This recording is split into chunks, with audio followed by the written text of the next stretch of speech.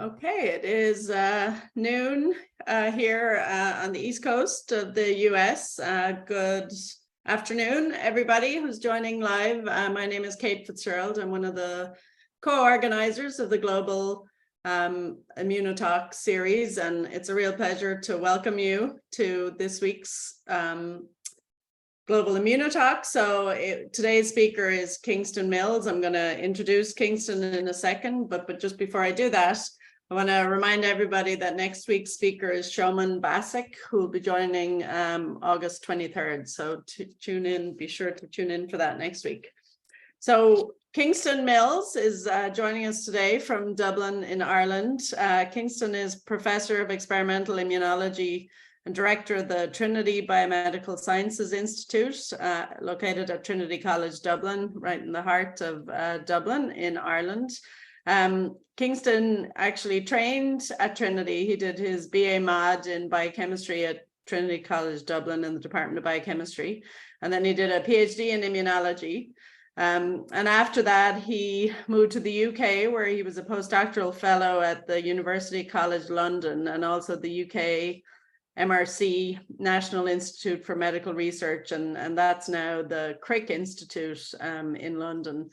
Kingston was then appointed to a personal chair at Trinity College in 2001, and he was head of the School of Biochemistry and Immunology from 2008 to 2011. His research really focuses on the role of T cells in infection and autoimmune disease, and I'll tell you a little bit more about his work in a second. And he's also co-lead on the Trinity College COVID-19 Research Hub. Kingston is also co-founder of 3 university spin-out companies that have all sort of focused on modulating the immune response. That's Opsona Therapeutics, Trimod Therapeutics, and Parvulus Therapeutics. So a real entrepreneurial spirit. So Kingston's research has really sort of focused, I would say, on the role of T cells in infection and cancer, and how dysregulation of T cell biology can contribute to autoimmune diseases. He's particularly interested in the factors that affect the induction of distinct populations of CD4 T cells, so Th1, Th2, Tregs, Th17, and how the innate immune system, particularly dendritic cells, can sort of shape these T cell responses. And, you know, this work has broad implications for our understanding of vaccines, but also our understanding of cancer and autoimmune diseases. He's got a long history of funding and making really important discoveries and real leadership in Irish science. And it's always nice to see Kingston. I think when Kingston went back to Trinity, I was finishing in Trinity and was actually moving here to the US. So we actually didn't really overlap at all at Trinity, but have since interacted quite a bit. So Kingston, it's a real pleasure to have you here. Usually before we have a speaker, you know, get started and telling us about their science, we like to ask a sort of a personal question that's, you know, helpful for trainees. There's a lot of trainees that join the series from all over the world. So my question to you is, what would be the trait in your personality that you think helped you most in your scientific career? Well, first of all, thanks, Kate, and the other organisers for the invite to speak at the Global IMMUNOTALK. It's a great privilege indeed to be here giving a talk. To answer your question, I suppose persistence and a never say die attitude. I was brought up from a fairly humble background, a farmer's son. That my parents and my siblings never went to university, so it was quite unusual for even to go to college. And I think we were saying in the preamble, when we were chatting, I was saying to Kate that I had 3 PhD supervisors and I lost 2 of them. I think that's a record, yeah. Which is a pretty record. So it taught me to stand on my own 2 feet very quickly. And I think it's important for people early in the career not to get too fixated on single goals and to have a broader outlook on life. I was an international athlete when I was younger.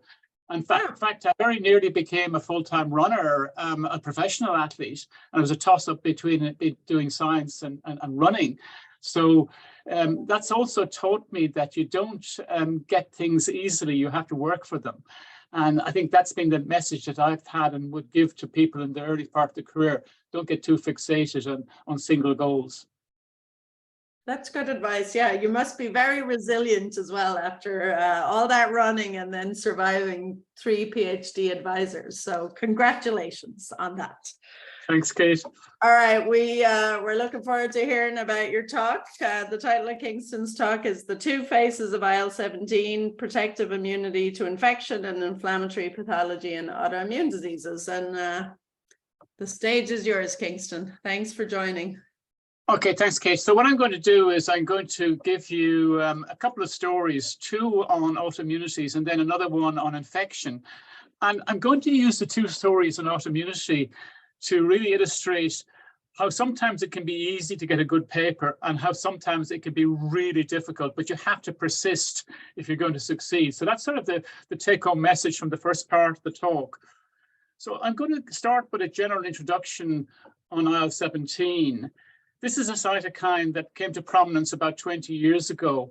And I think it's important to remember that IL-17 does not equal Th17 cells, because even though the Th17 cells got their name from IL-17 producing CD4 cells, there are many cell types that produce this cytokine, including gamma delta T cells, ILC3s, CD8 cells, NK, NKT, and more controversially, mast cells and neutrophils, although the data supporting that assertion is still fairly weak.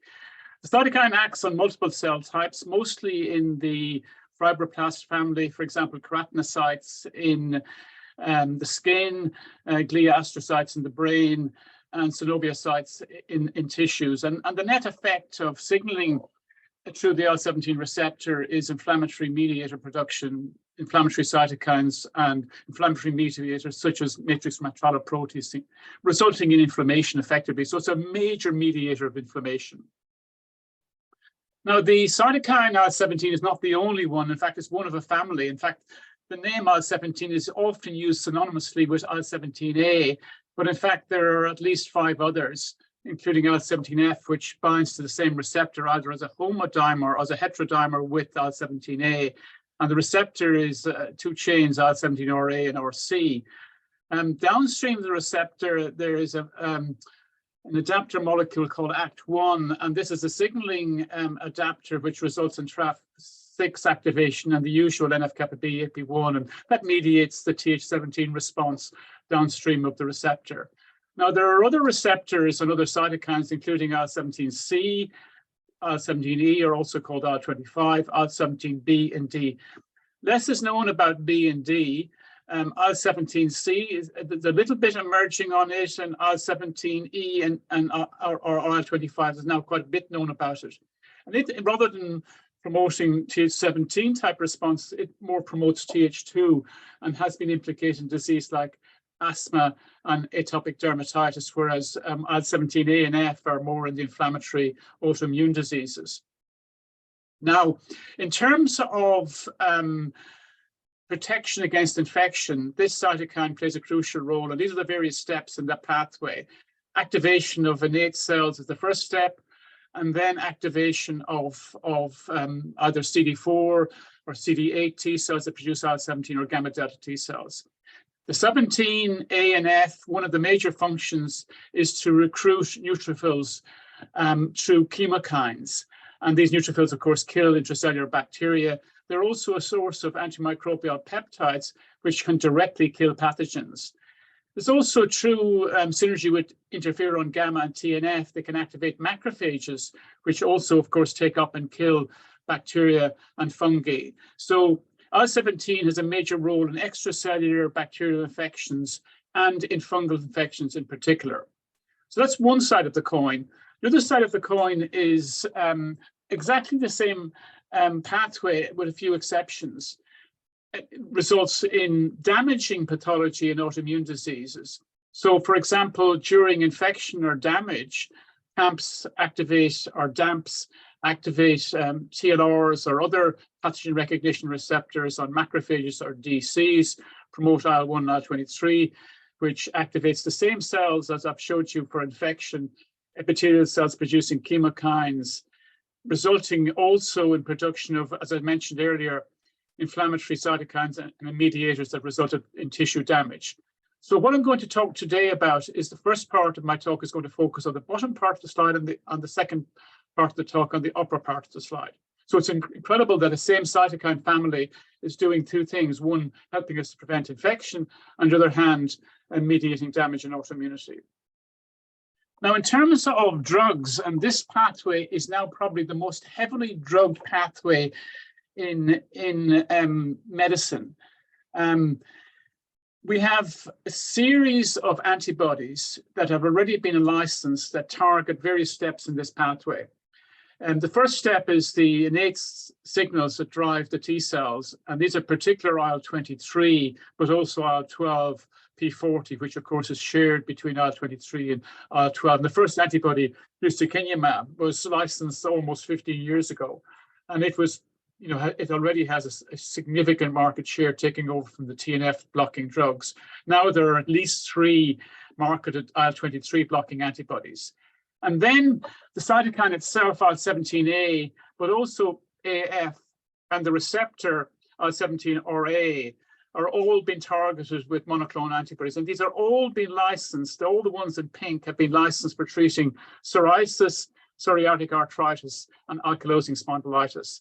And they're also being tested in a series of other autoimmune diseases, such as multiple sclerosis, type 1 diabetes, etc. Coming along behind are small molecule drugs.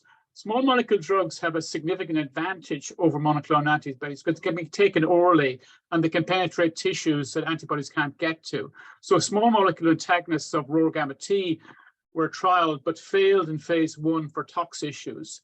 Another target that the company I'm involved with is interested in is called ACT1. This is the adapter molecule downstream of the receptor.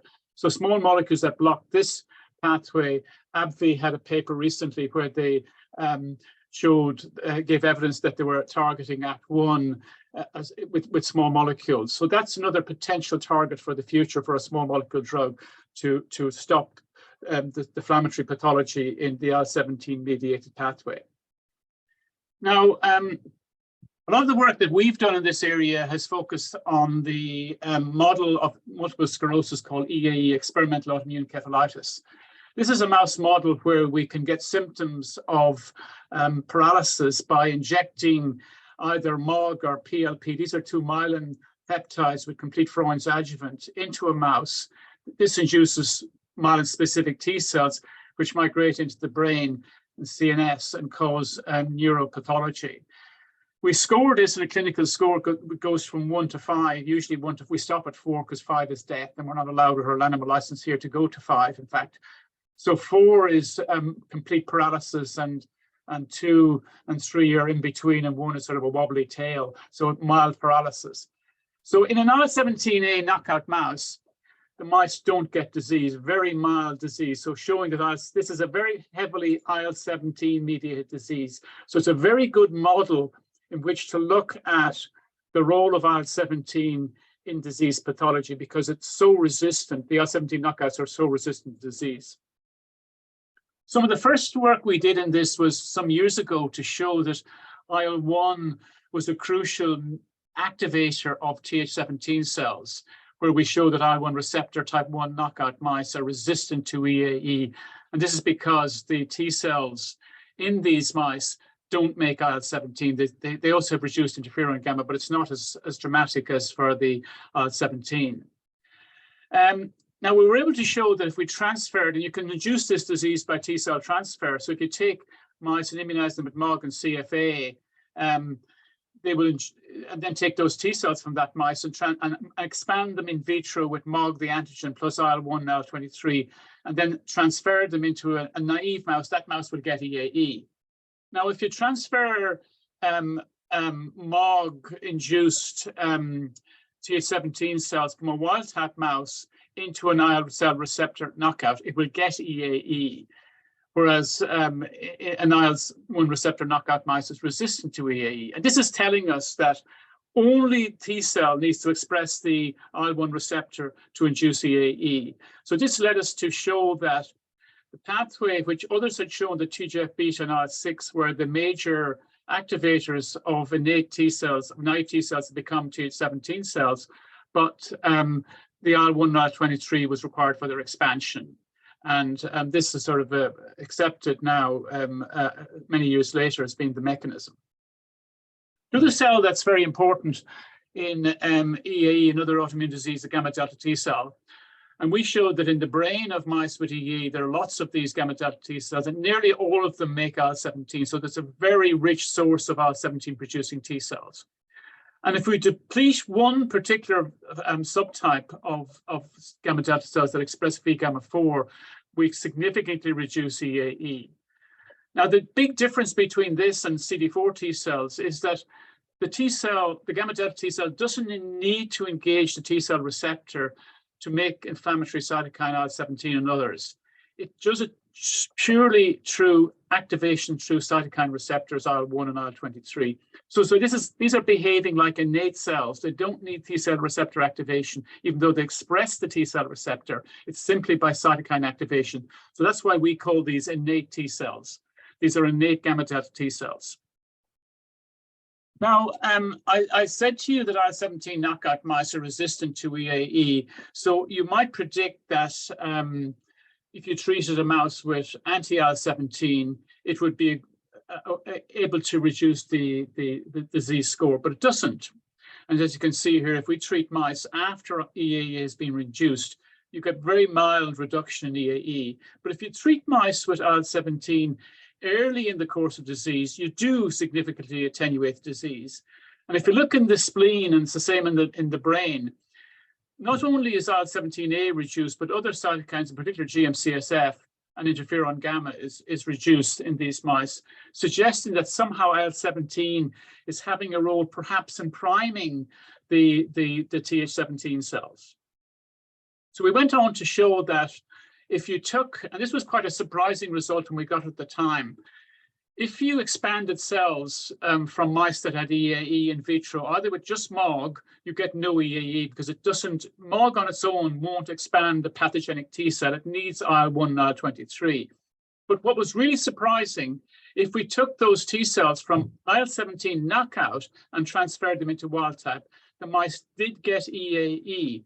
So somehow activating the IL-17 knockout T cells in culture with IL-1 and IL-23 was able to make them pathogenic. And this was providing further evidence, perhaps, that what was happening was that IL-17 was having a priming role rather than a pathogenic role in the disease. But that IL-1 and IL-23 were required for the expansion of those pathogenic T cells. So then we asked the question, perhaps this redundancy, maybe IL-17A isn't the one that's required because our Th17 cells make so many other cytokines. So we did an experiment where we transferred T cells from either IL-17A knockout into either wild type IL-17A knockout or IL-17 aureu knockout. Aureu will, of course, be unresponsive to IL-17A and F. And there was a small reduction here, suggesting there was some role for IL-17F, but not a dramatic one. We also blocked GM-CSF, and again, we got a small reduction, not dramatic. We blocked interferon gamma, and we got very mild reduction disease. So it doesn't seem like the lack of role for IL-17 in the pathogenic phase is due to redundancy. So we then looked in the brains of the mice that lacked IL-17, and we found that IL-1 beta production, either by message or by protein, was significantly reduced in the brains of the mice after induction of EAE. And if we inject recombinant cytokine into a normal mouse and look in the lymph node 3 hours later, we get IL-1 beta induction, suggesting that IL-17 is inducing IL-1 beta. And then we asked the question, could we rescue the deficit in IL-17A knockout mice by giving them IL-1 beta? And sure enough, we could. So these are IL-17A knockouts and shown in red, the wild type in blue, and in the purple, we're giving IL-17 to restore it, and in green, we're giving the IL-17, and in purple, we're giving the IL-1. We don't completely restore it, but we dramatically increase it over the control, suggesting that IL-17 deficit is rescued by giving IL-1 beta. So we then went on to show that in the lymph node, during development of EAE, there are lots of neutrophils and inflammatory monocytes that make IL-1 beta. So this is IL-1 beta. We're gating here on all the IL-1 beta producing cells, and then we backgate on myeloid cells or on inflammatory monocytes and neutrophils. So inflammatory monocytes and neutrophils make up a significant portion of these IL-1 beta producing cells in the lymph node during EAE. So we put forward the hypothesis that IL-17 was promoting IL-1 production from monocytes and neutrophils, and that was creating a feedback loop that was activating further Th17 induction and IL-17 production by gamma delta T cells. And we sent this paper off to Immunity at this stage, and they said, okay, that's all very well, but prove to us that monocytes and neutrophils are the target for IL-17 by doing an experiment in conditional knockout, mice with conditional IL-17A knockout in IL-17. And luckily enough, we had a collaborator in Madrid who had these mice. And the first thing we showed that the receptor is highly expressed on monocytes and neutrophils, and that actually goes up during EAE. So we thought we were on the right track. These cells express lots of the receptor, so it makes sense that IL-17 is signaling through these two cell types. So we were fully expecting the myeloid deficient, the mice deficient in IL-17 in myeloid cells to be resistant to EAE. And of course, it failed. So the experiment showed that total IL-17 receptor knockouts were resistant to EAE, but the mice that lacked IL-17 receptor in the myeloid populations got full-blown EAE. So back to square one, and we had to rethink the whole project. Is this, nothing to do with myeloid cells expressing IL-17 receptor? And then Aoife, who was a PhD student involved in the project, looked in the brain of the mice where we had blocked IL-17A with the antibody, and she found significant attenuation of neutrophil and monocyte recruitment, and significantly attenuation of the neutrophil recruiting chemokines CCL2 and CXCL2. And then she was able to show that if you incubated mesothelial cells, these are equivalent to epithelial cells from the mesothelia, with recombinant IL-17A, it induces CXCL2 production. So our hypothesis then shifted, and we now thought, of course, that rather than inducing IL-1 production from myeloid cells, it was recruiting IL-1 producing myeloid cells. So the question then was, what was inducing the IL-1 beta from the myeloid cells? Now, when we induce EAE, we use MOG plus complete Freund's adjuvant. And of course, complete Freund's adjuvant includes Mycobacterium tuberculosis, killed MTB. So what we did then was to incubate, a very simple experiment, incubate neutrophils and monocytes with killed bacteria, measure IL-1 production, and then do the same experiment in the presence of an NLRP3 inflammasome inhibitor or caspase-1 11 inhibitor. And sure enough, the neutrophils and the monocytes made IL-1 beta in response to MTB, and that was significantly reduced in the presence of caspase-111 or inflammasome, NLRP3 inflammasome inhibitor, showing that both monocytes and neutrophils were producing IL-1 beta through inflammasome activation in response to MTB. And then what we did was to co-incubate the activated neutrophils and monocytes with gamma delta T cells and measure IL-17 production. And what we found was that this mix produced lots of IL-17, which was augmented by adding exogenous IL-23.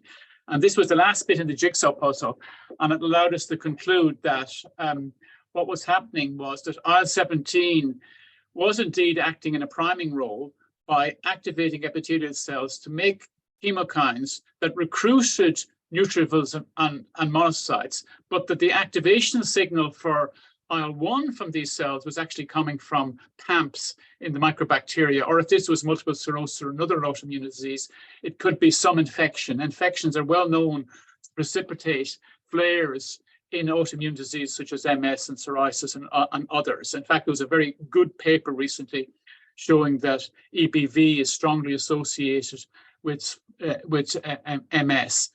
and then our paper was accepted.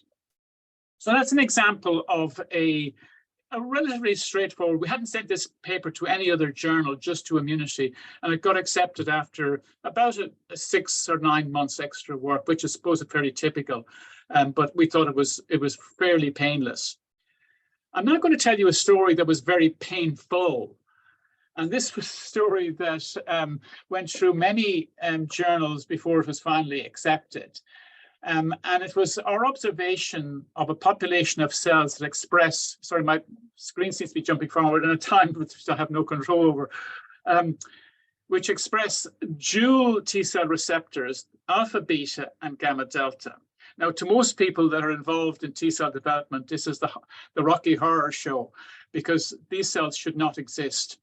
From the developmental biology perspective, there's no precedence that both alpha, beta, and gamma delta T cell receptors should be expressed at the same cell type. But we persisted with it, and here's the data.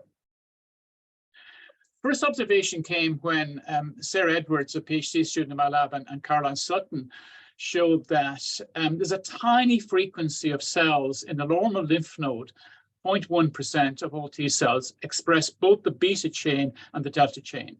These are alpha beta T cell markers, and these are gamma delta T cell markers. And if you use another antibody against the gamma chain and beta chain, you see the same or slightly smaller population. And if you gate on TCR delta cells, you see a proportion of cells that that are expressed TCR alpha, either two different types, V3 or V8.3.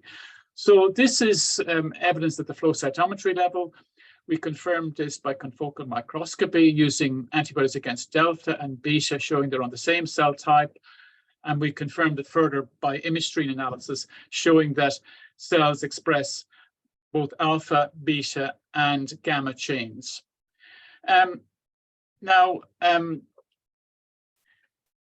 Confirmation that this was the case was provided by collaboration with two groups, one Bruno Silva Santos in Portugal, in Lisbon, and Graham Anderson in Birmingham.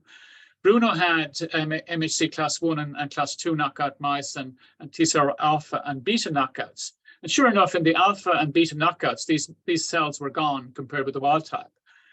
But in the MHC class 1 and class 2 knockouts, they were still present. And that's because the TCR beta positive, TCR delta positive can either be CD4 positive or CD8 positive, explaining why both the alpha, the knockout, the MHC class 1 and class 2 knockouts still have these cells. And then Graham Anderson, who's an expert in thymic development, looked in mice during thymic development and found that they were expressed on mice at day 16 and day 18, but not on day 14. So they appear in embryonic development at day 16. We also found that these are not confined to mice, that in humans, you can see a population that express V delta 2 as well as TCR beta. So it's not a mouse-only phenomenon. When we had submitted this paper, at that stage, we had a lot more data. We submitted the paper, in fact, to Nature, and Ursula Weiss was quite, receptive to it. But she asked us to do single cell TCR sequencing, which, of course, was an arduous task, and we weren't in a position to do it. But through help from two collaborators, David Price in Cardiff and Paul Thomas in Memphis, we succeeded in doing this and showing at the sequencing level, in individual cell level, there were 4 chains. And these are 4 representative cells taken from flow cytometry sorting. And this is the alpha, beta, gamma, and delta chain. And now the alpha chain in some of the cells was highly variable. You can see in the beta chain, and some of them was highly variable. Sorry, this is jumping on me. But as expected, the gamma and the deltas were much more restricted in their variable chain usage, which is typical of gamma delta T cells. But the bottom line was that we were able to show the sequencing level. There were cells that expressed the 4 chains, alpha, beta, gamma, and delta. We then, decided we would better find out what the function of these cells is. It's all very well showing that they exist, So what we did was we took T cells, and these are expanded in mice with EAE. That's the first thing to say. So we're able to get a significant number in the tens of thousands of cells from the CNS or lymph nodes of mice with EAE. And then we're able to stimulate them with either antigen or with cytokines. And when you stimulate with MOG only, they do proliferate, but that's augmented significantly when you add IL-1 and IL-23. Also, IL-17 and interferon gamma production is augmented in the presence of IL-1 and IL-23. So these cells respond to antigen and to the inflammatory cytokines. So they're behaving like antigen-specific cells and like the innate cells that I explained for gamma delta T cells. That was the first piece of evidence of their function. The second bit came from a collaboration with Rachel McLaughlin here in Trinity, where she had a Staph model, Staph aureus model, where there are various routes to infect mice with Staph aureus, but one of them is into the peritoneal cavity. And when we injected Staph aureus into the peritoneal cavity and then take out the peritoneal exudate cells, 3 hours later, there's an expansion of these cells going up from 0.2 up to 0.8. It doesn't sound very much, but it is significant, and here's the numbers. So there's a significant expansion of these cells in the peritoneal cavity within 3 hours of infecting them with Staph aureus. And then we showed by a complicated experiment that involved purifying tiny numbers of these cells. When I say tiny numbers, because that's all we can get, we've got enough to do 10,000 cells transfer per mouse in a 5 mouse per group experiment, where we transferred them from wild type or IL-17 knockouts into IL-17 knockout mice, and then infected them with Staph aureus and looked at the bacterial load 3 days later in the peritoneal cavity or the kidney. And what we found was that in the IL-17 knockout mice, they have more bacteria compared with the wild type. But if you give them the hybrid alpha, beta, gamma, delta cells, it reduces them back to the wild type, both in the kidney and the peritoneal cavity, showing that these cells have a role in protective immunity against Staph aureus. So that was the first bit of evidence on function, the second piece rather. We then turned to the EAE model and found that these were very early cells to be recruited into the CNS. So conventional CD4 cells come in around day 10 to 14, conventional gamma delta T cells around the same time, but the hybrid cells, as early as day 3, we're able to see some of these and significantly more by day 7. This is in the brain of the mice with EAE. We then did another complicated transfer experiment where they took T cells from mice with EAE, expanded them in culture, and depleted from this culture B gamma 4 cells. When you had the total T cell transfer, the mouse get EAE, but when you took out the V gamma 4 cells, the mouse do not get EAE, and the T cells from these mice don't make interferon gamma, IL-17, or GM-CSF. And if we did a further experiment where we took out these V gamma 4 cells out of the pre-culture phase of the culture or post-culture, and only when we took them out of the pre-culture did we see this diminution of EAE. And this was telling us that the V gamma 4 cells were having a role in potentiating the CD4 response during EAE. Now, again, when we sent this back for a review, we were asked to do RNA-seq on the mice with EAE versus wild type. And sure enough, we were lucky enough to have a collaboration with AbbVie at the time in Worcester, and they did this RNA-seq for us. So we sent the cells to them. And we found the starting data. If we compared conventional gamma delta cells shown in blue with the hybrid gamma delta cells shown in red, this dramatic higher expression of genes, 1,295 genes were variable, and of those, 1,184 were higher expressed in the hybrid compared with conventional gamma delta C cells. And some of these genes are shown here. And they include response to foreign stimulus, cytokine stimulation, migration, cytokine stimulation, etc. And then we compared not just naive alpha, beta, or gamma delta with hybrids. We compared those in wild type and in knockout mice, mice with EAE and control. And the bottom line was that in certain, first of all, there was a significant difference in the naive gamma deltas versus the hybrid alpha beta gamma deltas, and the mice with EAE versus the naive. But homing in on some of the genes, in particular those involved in chemotaxis migration, was very upregulated during EAE, but only in the V gamma 4 positive TCR beta positive cells. So these hybrid gamma delta T cells have this highly inflammatory phenotype. So to summarize that bit, and just to show that this wasn't just at the gene level, this is one example here in the top left of IL-1 receptor expression on conventional gamma delta cells versus the hybrid. You can see this dramatically higher expression of the IL-1 receptor on these hybrid alpha beta gamma delta cells. So they express both TCRs, highly express the IL-1 receptor, highly express IL-23 and other activation markers. So these are highly activated at rest, and they're further activated during inflammation. They have a protective role in infection, and they're an early kickstarter of inflammation. So this is a schematic I showed you earlier. And we think that it's not just gamma delta T cells, but the alpha beta gamma delta T cell that acts as the early kickstart in this feedback loop that activates the IL-1 production to drive Th17 and further IL-17 production. So these are really inflammatory cytokine. The paper was eventually published in JXMed, and I'm very grateful to JXMed for being kind to me, because this was a very controversial finding. Now to the last bit of my talk, and I'm now going to switch tack completely and talk about infection.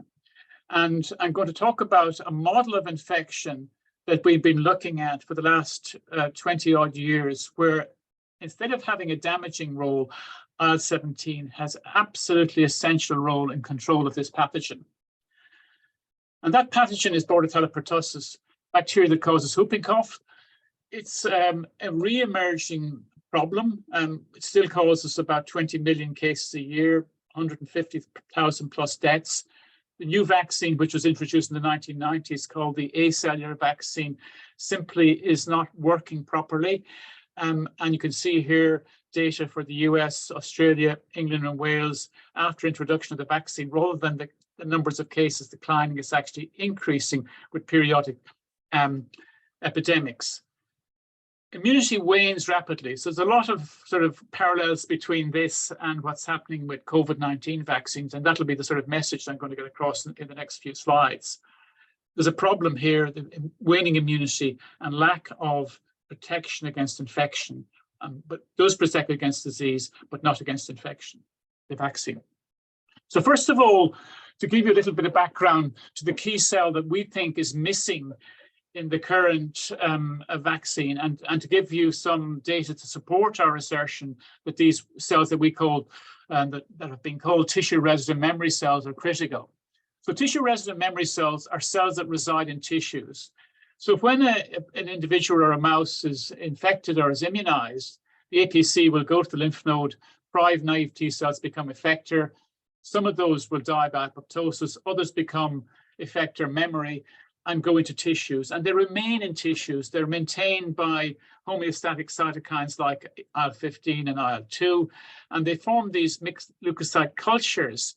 And I'm going to show you some data at the end of my talk on bystander activation, but it appears that these are maintained by bystander activation, and I'll explain that a little later. But during reinfection with the same pathogen, these cells are reactivated, so they're really poised, ready to provide the first line of defense against a re-invading pathogen. And that's why they're so important in adaptive immunity induced by previous infection or by vaccination. How do we detect these cells? First of all, so we detect them in the nose, nasal tissue, and the lung. And these are some images taken by Dawood in my lab showing the nasal tissue of a mouse that's infected with Bordetella, and you can see in blue and the background, but in red the T cells that are infiltrating the tissue. Significant numbers of CD4 T cells are in the tissues and also in the lung. But what we do is we can also do flow cytometry. We take the whole nasal tissue or the lung, homogenize it, and do flow cytometry in it. But before we do that, we inject the mouse with an antibody against CD45. CD45 will label every immune cell in the mouse. So every cell, and we kill the mouse 10 minutes after injecting the antibody. So every cell that's labeled is considered to be circulating, and every cell that's not labeled is considered to be tissue resident, simply because the antibody can't get to the tissues in 10 minutes. So the tissue residents are shown here in the infected, and as you can expect, in naive mouse, they're mainly circulating because they haven't driven any cells to the tissues. We can also use two markers, CD69 and CD103, which are markers of residency. And you can see here that an infected mouse has lots of resident cells, whereas in the circulation, the CD45 IV positive cells are mainly CD69 and CD103 negative. You can also do intracellular staining on this population and show that they're either IL-17 or interferon gamma production. We do this after antigen stimulation that shows they're antigen specific. So I'll show you some data on that in a minute. So this is how we identify the tissue resident memory cells in tissues, whether it be the nose or the lung. So we looked in our model of infection, first of all, at what cells infiltrate the lung and nose. And this is a Tisney plots of lung on the upper and nasal tissue on the bottom. And what you can see is a lot of neutrophils shown here in red, both in the nose and in the lungs. And there are also significant numbers of CD4 T cells, but also B cells. And compared with the naive mouse, there's a dramatic increase in the total cellular infiltrate, both in the lung and the nasal tissue during infection. The lung and nasal tissue is interesting from the neutrophil perspective, because a lot of the cells that are in the nasal tissue in particular express this marker cyclic F, which has traditionally been associated with eosinophils, but is presented, expressed on a small proportion of neutrophils. And as you can see in the nasal cavity, nearly all the neutrophils are cyclic F positive, less so in the lung. So there's something about the nasal tissue that helps to recruit cyclic F positive neutrophils. But there's also CD4 cells in the nasal tissue during infection. I'm just going to focus on that now and look and show you some data on these tissue resident memory cells. So again, this is data that Lucy and Lisa in my lab generated. And what they found, if they do a time course during infection, the significant recruitment of cells into the tissue, which have a tissue residency markers, CD69 and 103, and they're CD45 IV negative. So you can see this dramatic increase here on day 35 compared with the control. And if we then look at Bordetella specific ones, you can see that again, at the peak of infection, a lot of these are making IL-17. This is IL-17 versus interferon gamma. Some make interferon gamma, but the vast majority are IL-17 producing, and this is in the nose. And you can see here, the IL-17 producing cells outnumber the interferon by about 4 or 8 to 1. So there's a real recruitment of IL-17, although if we do polyfunctional T cell analysis, while the majority are IL-17 producing, there are some of the cells that make multiple cytokines with IL-17A, interferon gamma, and TNF, but the majority are a single IL-17 producing. So do these cells then mediate protection? And we figured out a way of depleting these cells by giving monoclonal antibodies against CD4 intranasally to mice. And when you do this, you can see here on the bottom, we dramatically reduce the infiltrating tissue resident memory cells from 31% down to 1%. So that's a pretty good reduction in the nasal CD4 cells. The consequence of this is that the clearance of the infection is dramatically reduced. Remember, we're looking at a log scale here. So there's about 100-fold less bacteria here in the nose, in the depleted versus the undepleted or the isotype control treated mice. That was in a primary infection. If we do the same experiment where we reinfect the mice and deplete during reinfection, we see the same diminution of clearance, a higher bacterial load in the CD4 depleted. And this is associated with reduction in cyclic F neutrophil recruitment, but also antimicrobial peptide production, suggesting that what the IL-17 producing T cells is doing is helping to recruit neutrophils and to produce antimicrobial peptides. So we then asked the question, well, is that IL-17 mediating this? And sure enough, it was. If we looked at IL-17A knockout versus wild type at the clearance, you can see that in IL-17 knockout mice have dramatically more bacteria in the nose compared with the wild type. And this was reflected in dramatically less neutrophil recruitment. So it's a mirror image of the above. This is vastly more bacteria and vastly less neutrophils. So we then asked the question, if you deplete neutrophils, what happens? And sure enough, as expected, when we depleted neutrophils at day 7, the control mice, the rate of clearance is going down, whereas in the neutrophil depleted, it's actually going up, showing that neutrophils are crucial for clearing the infection. And this is associated with reduction in antimicrobial peptide production. So our conclusion was that during primary infection, dendritic cells would take the bacteria to the lymph node, prime T cells become effector memory, they will go to the lung and nose to become tissue-resident memory cells. And then during secondary infection, these will be activated by local APC, local myeloid cells that produce IL-1, IL-23, produce IL-17, which promotes chemokine production from epithelial cells, which attracts cyclic F-positive neutrophils and promotes production of antimicrobial peptides. And collectively, both the neutrophils and the antimicrobial peptides help to kill the bacteria. So this is a non-antibody mediated killing of bacteria directly as a result of CD4 T cell activation. Now, the last question in this little jigsaw puzzle was, what keeps the T cell, the tissue resident memory cell in the tissues for, we did experiments out to a year. We can't do any longer in a mouse, although recently we've done some studies in human showing that in the nose of a human, these cells persist for at least 20 to 30 years. And we've done this by nasal biopsies from adult humans that have been vaccinated as children. But in the mouse, what we did was to challenge the mice with Bordetella, leave them for 60 days, and then give them killed Klebsiella pneumonia into the nose, or give them killed Bordetella Pertussis into the nose. And what we find is that when we do this, we actually amplify the numbers of IL-17 secreting tissue-resident memory cells in the nose. And we also amplify recruitment of neutrophils. So even giving an unrelated pathogen can promote recruitment of neutrophils into the nose in mice that had previously been infected with Bordetella. And then we did an in vitro experiment where we took tissue-resident memory cells, purified them from the nose of mice with Bordetella infection that recovered from Bordetella, cultured them with dendritic cells that had been activated with killed Klebsiella, and put in antibodies against MHC class 2 or IL-12P40. The antibodies against MHC class 2 didn't do anything, didn't reduce the, first of all, giving in Klebsiella will induce IL-17. It's not affected by the antibody against MHC class 2, but it is significantly reduced by putting in an antibody against IL-12P40. And IL-12P40, of course, reduces IL-23 as well as IL-12 production.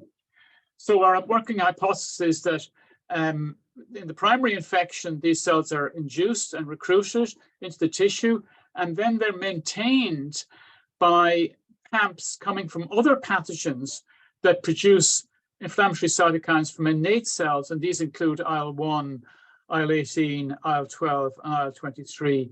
And this keeps the tissue resident memory cell ticking over until the next infection occurs with the original pathogen that the cells are ready then to deal with. So that's in the primary infection. I'm just going to finish now on saying, can we exploit this knowledge to make better vaccines based on IL-17 producing tissue resident memory cells? Now, what we know is that if we give a mouse an infection and let it clear, and then reinfect it, it very quickly clears the infection. And this is shown here in red. If you give a mouse the acellular pertussis vaccine, which is the vaccine we're giving to our children, and look in the nose, there's no clearance of the bacteria. So it is not able to clear the infection. It does not induce sterilizing immunity. These vaccines do stop the disease. They stop the disease by making antibodies, but they don't do anything to the infection in the nose. The old vaccine that we replaced in the 1990s was able to help clear the infection. Not as good as convalescent, but somewhere in between it and the acellular. So this vaccine is defective. And it's defective because it doesn't induce tissue-resident memory cells. These are tissue-resident memory cells in the nasal tissue, convalescent mouse, acellular, whole cell, IL-17 interferon gamma producing. And in fact, there's some evidence that it may in fact suppress the induction of tissue-resident memory cells. So there's a real defect here in the ability of this vaccine to make IL-17. And there's a nice correlation between the numbers of tissue-resident memory cells, in particular those that make IL-17, and bacterial clearance. So the question then was, could we turn this vaccine into a better vaccine by making it designing it in a way that induced IL-17 production? And we did this by switching the adjuvant from alum. Alum is the current adjuvant used for acellular vaccines, to an adjuvant that we have developed in my lab called LP-GMP. This is a combination of LP-1569, a TLR2 agonist that we have identified from Bordetella, but also a STING agonist, which works in synergy. STING is intracellular DNA sensor, and of course TLR2 is an extracellular PAMP, pathogen recognition cell, binding this lipopeptide. Dually, these two PAMPs promote IL-12 and IL-23 and IL-1 production. You show here the lovely synergy that you see. STING agonists induce interferon beta on their own, but very little IL-12 or IL-1. Whereas in combination with the TLR2 agonist, you get potent IL-23, IL-1, IL-17 from murine dendritic cells, also from human. This is just showing they also upregulate co-stimulatory molecules and CD4 T and class 2 on dendritic cells, both from mouse and human. So these are the typical features you'd want with a good adjuvant that's going to promote Th1 and Th17 responses. So the proof then was that, did they work? Sure enough, what we did here was take a mouse and immunize it with the existing vaccine against Bordetella, which is shown in green. This is the Influenrix GSK's vaccine. And this is our vaccine given, the Influenrix is given intramuscularly. Our vaccine, the preferred route is to give it intranasally, because it's the best route for inducing tissue-resident memory cells. And what you can see is you get complete clearance from the nose with our vaccine compared with no clearance with the existing vaccine. And if you look now in the nose, you can see this dramatic infiltration of tissue-resident memory cells with our vaccine given into the nose compared with none background with the injected alum adjuvanted vaccine. And this just shows here the numbers in another experiment. And these are IL-17 producing tissue-resident memory cells. And the last bit of the jigsaw puzzle, Polly in my lab, this experiment where she blocked IL-17 after immunizing the mice with our vaccine. And sure enough, when we immunized in the presence of an antibody against IL-17, we lost this protection that we saw, suggesting that IL-17 is mediating the protective effect of our new vaccine. So just to conclude, current vaccines are given injected against Bordetella. Many other pathogens also injected, very good inducing antibodies, Th2 type responses, very good at stopping disease, but immunity wanes.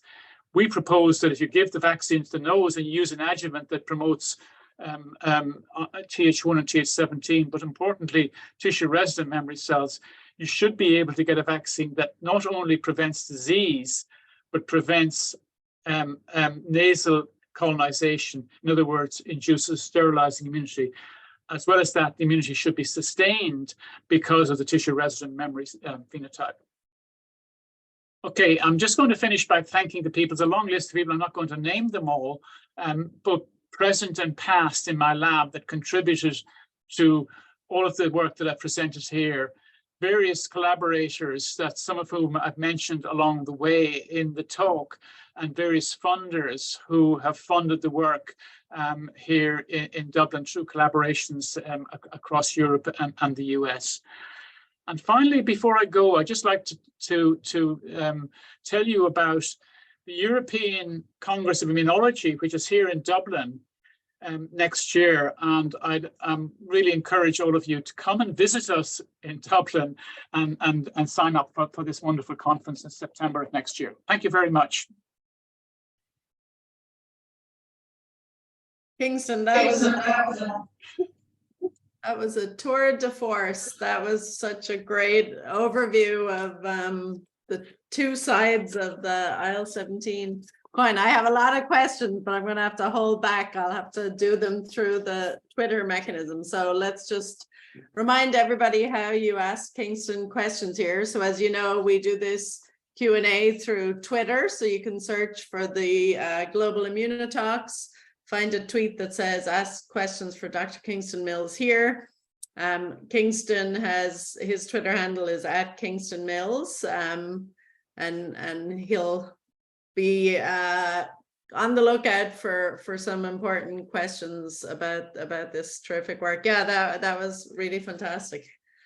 Thank you very much for joining, Kingston. Thanks, Kate. Yeah. All right, we'll close it there, and we'll see you all next week for next week's speaker. Thank you. Thanks.